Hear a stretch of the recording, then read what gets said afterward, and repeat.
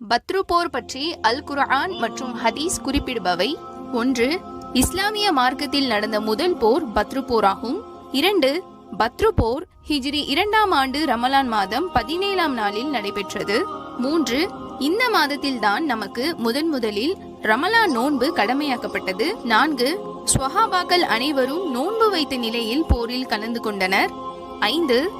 ஸ்வஹாபாக்கள் அனைவரும் நோன்பாளிகளாக உடல் நலம் குறைந்தவர்களாகவே இருந்தனர். 6.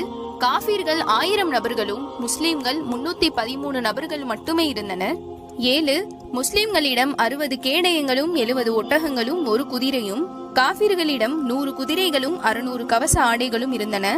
8. காஃபிர்களுக்கு தலைவனாக அபூ ஜஹல் மற்றும் இப்னு ஹிஷாமும், முஸ்லிம்களுக்கு தலைவராக முஹம்மது நபி ஸல்லல்லாஹு அலைஹி வஸல்லம் அவர்களும் இருந்தார்கள். 9. பத்ரு களத்தில் 1000 மலக்குமார்களின் உதவி நேரடியாக கிடைத்தது.